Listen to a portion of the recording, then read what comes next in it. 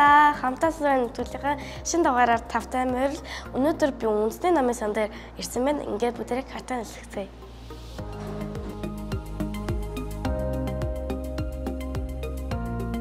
Баярлалаа. За би картаачлаа. Картаа нээлгэхийн тулд хүүхэд төрсний гэрчлэгээтэйгээ 3000, харин том хүн иргэний үнэлгээтэйгээ 6000 төгрөг болд юм байна. Ингээд бүгдээрээ тамхин руугаа явцгаая. Сайн байна уу? Би анх удаа ирж байна. Намын сан анх удаа ирж байна уу? Ишгийн картаа нээлгсэн үү? Нээлгсэн. За. Би намайг төвшин тогтох гэдэг намын сангийн арга зүйч гэдэг юм байна. Тэгэхээр яг чамд болон яг танаа үеийнхэнд зориулсан гой тархимуд байгаа. Одоо тэрний эхний нэгэн л хоёул орж үзье. Дэлхийн номын сангийн чиг хандлага хувьсан өөрчлөгдөж, номын санги зөвхөн чимээгүй намган морчнод төсөөлдөг цаг ард хоцорчээ. Тиймээс хамтаа суурийн нэвтрүүлгийнхээ энэ удаагийн дугаараар хүртээмжтэй байдал шинэлэг чиглэлүүдийг агуулсан номын санд зочилцгоё. За хоёулаа номын сангийн гэр бүлийн уншлагын тархим гэдэг тархимд орж ирсэн байна. Номын сангийн уншигчийн карт нэргэж явах чамд ямар мэдрэмж төрсөн бэ? Номын санд ингээд чоос нь хаалган гэж байгаа юм шиг амар гоё мэдэрсэн. Хаалганы гэж байгаа юм шиг гоё мэдэрсэн тийм. Тэгэхээр энэ номын сангийн карт гэдэг зүйлийн тухайх олон хүмүүс гоё үг хэлсэн байдаг. Тэрний нэг нь бол одоо Америк нэгдсэн улсын ерөнхийлөгч асан Жорж Буш гэдэг хүн байсан. Түүний эхнэр Лаура Буш гэдэг хүн байжээ. Тэр хүн бол өөрөө номын санч хүн. Тэгээд миний хитвчэндх хамгийн үнцэнтэй зүйл бол үнцэнтэй карт бол номын сангийн үнэлэх юм а гэж нэг зүйлийг хэлсэн байдаг. Тэгээд чинь чамд бас саяны төрсөн мэдрэмж чинь бол үнэхээр тийм гайхалтай мэдрэмжийг бас өгчээ гэж одоо миний бодож байна. Тэгэхээр сүүлийн жилүүдэд энэ хүүхд залуучуудыг ном унших хандлага багасж байна гэдэг ийм зүйл бол их яригддаг байсан. Гэтэл энэ өөрөө эсэргээрээ байна гэдэг зүйл судалгааны дүгнэлтээр одоо ил болсон байна. Энэ номын сангаас гаргадаг номын санч гэдэг ийм мэрэгжлийн сэтгүүл байдаг. Энийг дөнгөж саяхан хэвлэлтээс аваа явж байна. Гэтэл яг чам шиг ийм залуучууд, хүүхдүүд те номын санаар бүр ихээр ирж байна гинэ дэлхийд дахинд. Зэт үеийнхэн бол өмнөх үеийнхнээс илүү номын сан дээрж үйлчлэг авч байна. Яагаад энэ үйлчлэг авч байна гэсэн чинь та хэдэд зориулсан маш олон төрлийн сайхан тархимуд байгаа учраас тэр тархимуудыг ашиглах, тэр тархимуд байгаа төөрөмжүүдийг ашиглах, тэр номуудыг ашиглах ийм зорилгоор хүүхдүүд их хэрэгтэй болсон гэдэг ийм судалгааны дүгнэлт гарсан байж байна. Тэрний нэг илэрлэл нь бол одоо энэ гэр бүлийн уншлагын тархим гэдээ байж байгаа.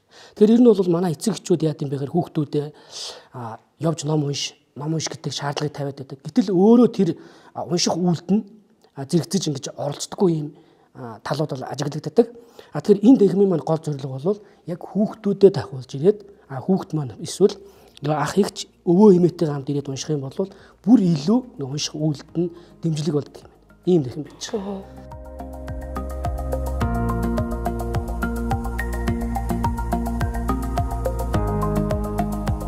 Цэцэрхэн номын сан ер нь ямар газар гэж боддог вэ? Чимээг нам хүн олон хүмүүстэй газар гэж. Олон хүмүүстэй газар гэдэг тийм. Тэгэхээр хүмүүс яг ингэж боддог юм байлээ. Энэ бол номтойгоо ном байдаг газар, ном уншдаг газар, чимээгүй газар гэж ойлгоод байдаг. Энэ номын сан гэдэг газар өөрөө 2000 жилийн хугацаанд ерөөсөө цаасан хэвлэлийг цуглуулдаг, хадгалдаг, уншуулдаг газар гэж ийм ойлголтоор явж ирсэн байна. Гэтэл 2015 оноос эхлээд дэлхийн номын сангийн чиг хандлага өөрчлөгдөж эхэлсэн. Тэр нь яаж юм гэхээр номыг ер нь бол зүгээр уншаад байх нь өөрөө хангалттай биш юм байна.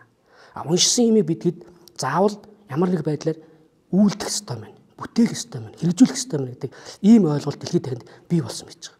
Тэгээ энэний хүрээнд дээр одоо олон улсын номын сангууд дээр хийгдэж байгаа гол ажил нь бүтээлч орон зайн танхим буюу maker space гэдэг ийм танхимуудыг байгуулад байгаа.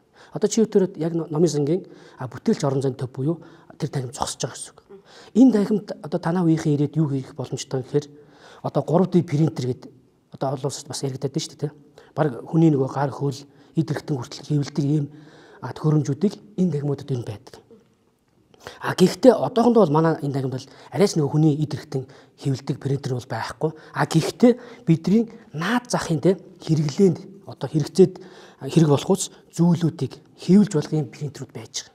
Тэгэхээр танаа үеийнхэн жишээлх юм бол одоо нөгөө компьютер технологид бол маш сайн нэвтэрсэн үеийнхэн байгаа даа шүү. Дөрөв ноёлоо бас ярьсан нөгөө зэт үеийнхэн гэдэг. Танаа үеийнхэн бол одоо биднээс илүүтэйгээр тоног төхөөрөмжийг ашиглаж чадчихна, хэрэгжилж чадчихна. Тэгэхээр та нар бол энэ тархимд ирэнгүүтээ манай компьютер энэ тархимд байж байгаа компьютерууд дээр суугаад чамд яг юу хэрэгтэй вэ? Тэр хэрэгтэй байгаа юмныхаа дүрс моделийг нь одоо тэр энэний зураг гаргадаг програм дээр гаргаад тэрийг шууд хэвлээд гаргах ийм боломжтой тархим байж байгаа гэсэн үг. Дээрээс нь одоо нөгөө октоудад зориулаад бас оёдлын машин ч гэх юм уу те ийм юмнууд одоо октод ч бас юм оёх хатгах их дуртай байдаг шүү дээ. Ийм талаас нь бол номын сан яг ийм танхимуудыг байгуулж байна. Хүмүүсийн нэг бүтээл сэтгэлгээг тийм хөгжүүлэхийн тулд одоо бидний одоо яриаг бичиж байгаа нь камерч байдаг юм уу те. Энэ шиг зүйл. За мөн дээрээс нь мужааны эд хэрэгсэл те. Бүр хоолны одоо хайруулын тавч гэх юм уу те. Ийм юмнуудыг авчир тавьчаад тэрийг хүмүүст ном олгож байгаа юм шиг хоногоор олгодог. Ийм үйлчлэгнүүдийг бол бас нэвтрүүлж эхэлж байна л да.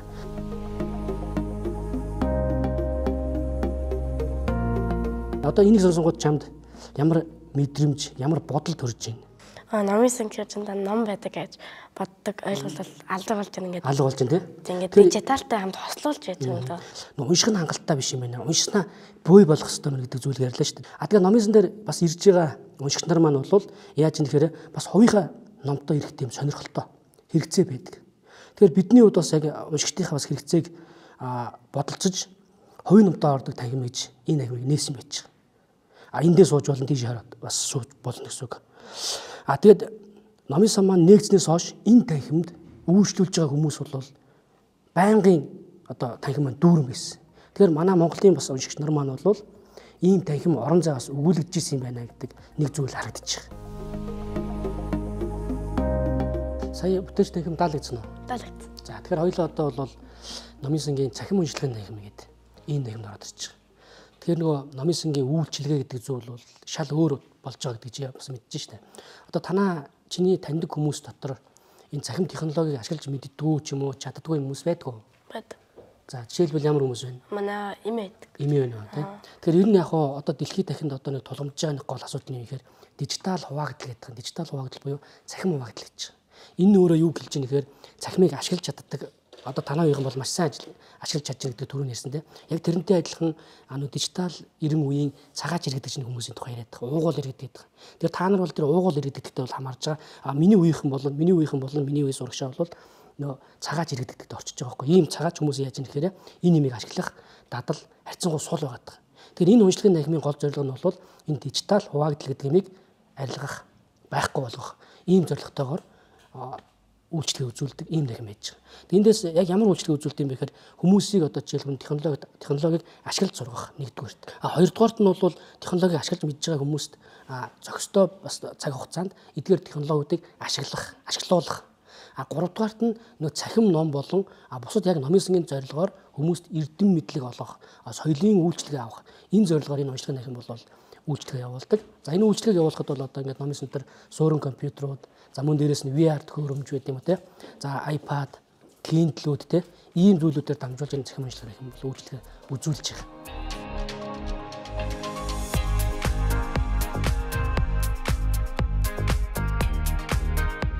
Тэрийн танхимын үйл ажиллагаатай холбоотойгоор чамд бас тодруулмаар сонирхож байгаа юм зүйл байна уу ер нь бол?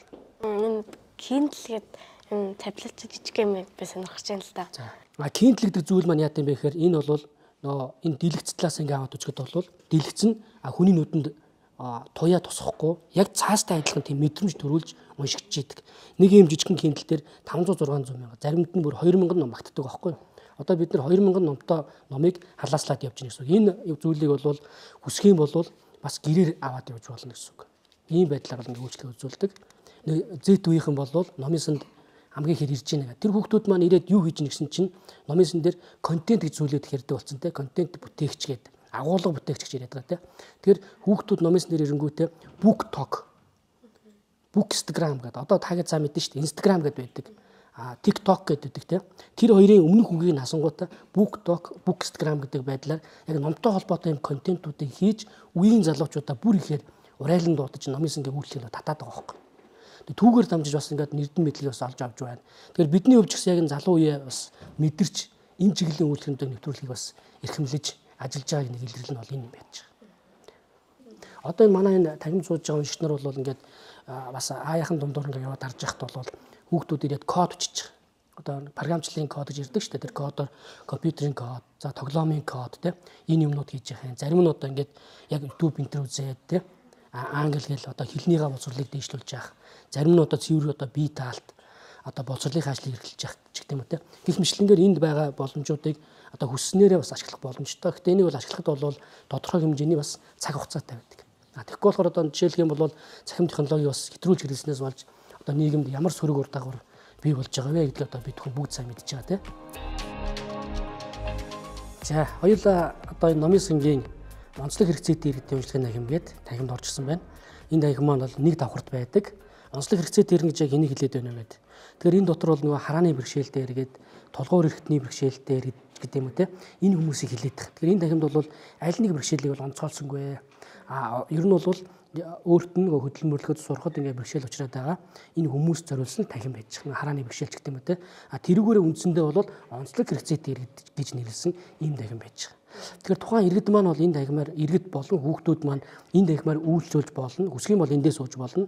Өөрөө хүсвэл 11 давхар хүртэл яваад хүссэн танхимаасаа үйлчлэг авах юм боломжтой танхим байж байгаа. Энэ таны гарч байгаа үтгэлэг яг яадаг юм бэ?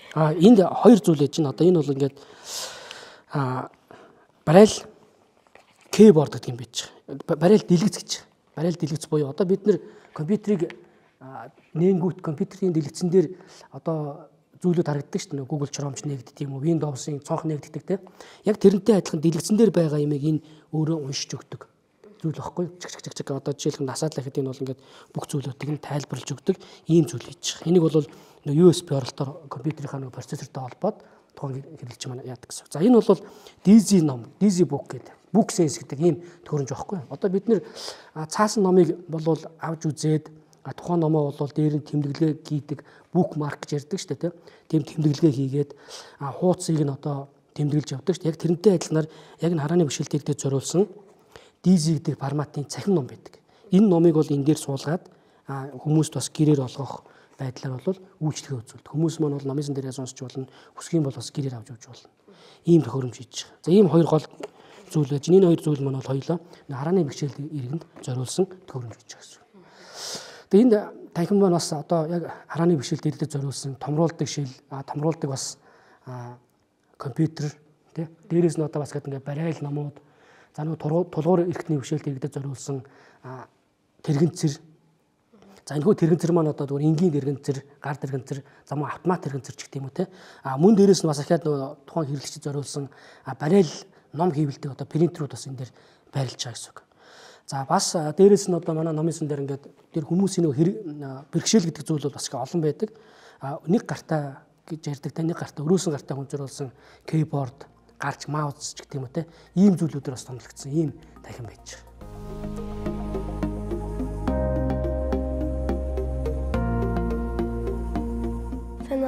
Сэнэ чамайг ингэдэг вэ? Өөрийгөө үзэгчд танилцуулаач. За намайг Эрдэнэ гэдэг би 12 настай. Би 134 дугаар сургууль сурдаг. Дөрвийн арт сурдаг. Чи энэ намын санд хэрэг ирж байна? Унш дуртай нам байгаа юу? Бага. Ер нь бол 3 удаа ирж исэн. Тэгээд ном бол уншдаг. Ямар нам уншдаг вэ ер нь? Үлгэрийн ном. Үлгэрийн нам яагаад уншдаг вэ? Таалагддаг уу чамд? Яагаад вэ гэхлээр ингээд амьтны талаар их өгүүлсэн бас инээдтэй болохоор би уншдаг.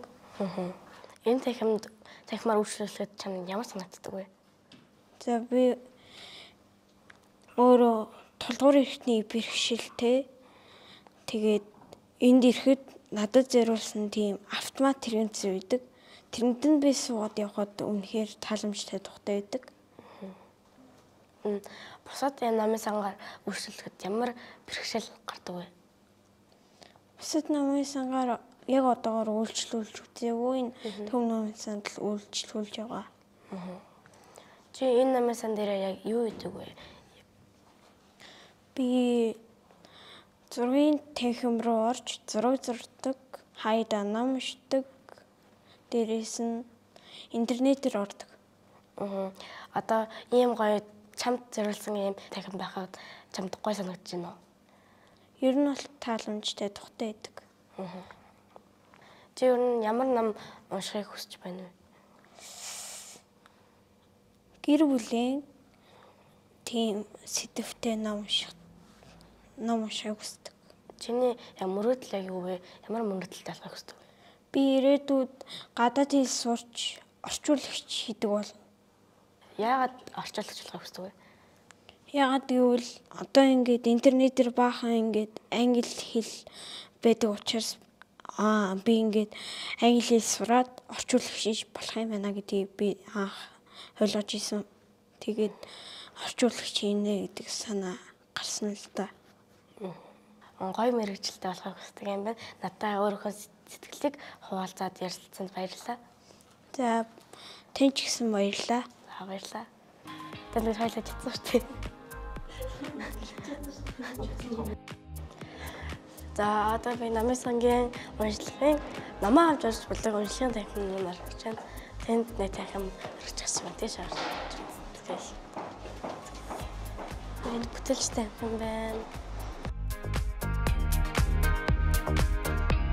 За одоо би танаас уншиж ирсэн номуудаа ингээд баг зэрэг танилцуулаад явъя. Би анх хэрхэн ном уншиж болсон бэ гэхээр намайг манай дүү битэрийг ингээд жоохон багт ээж маань ингээд дандаа ном уншиж өгдөг байсан. Ингээд англи хэл дээр ч юм уу ингээд жижигхэн хүүхдийн номуудыг амар уншдаг байсан.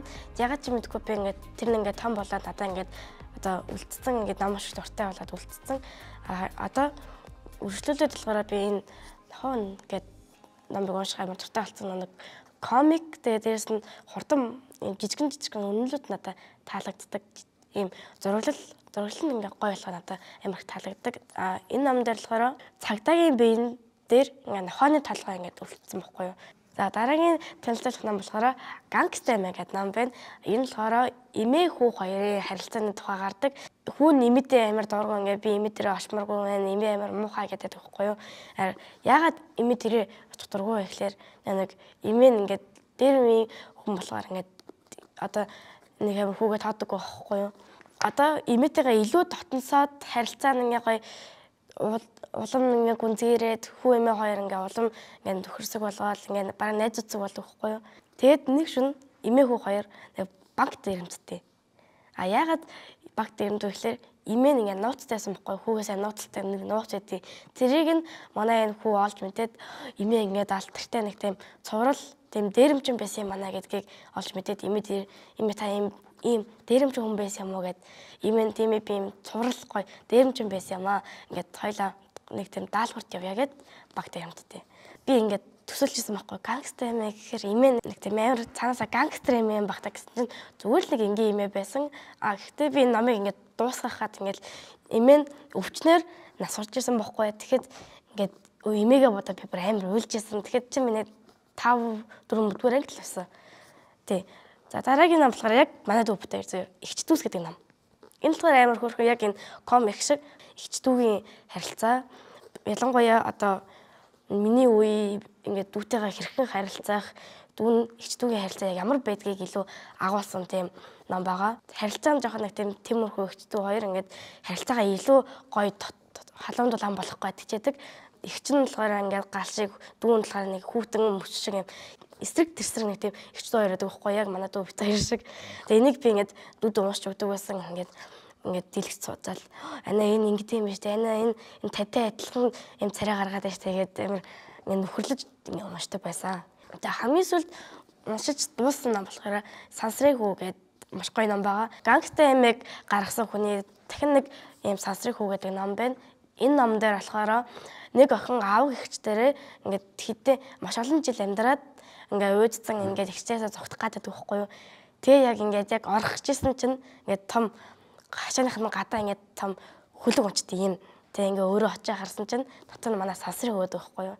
Ягаад энэ номыг унших хэрэгтэй вэ гэхээр зураглал нь жоохон бага болохоор ингээ та нарын тархийг ингээ гоё хөгжүүлээд уран сэтгэхүйг илүү гоё хөгжүүлж өгдөг болохоор надаа энэ номыг заавал унших хэрэгтэй гэдгийг та нарт хэлмээр байна.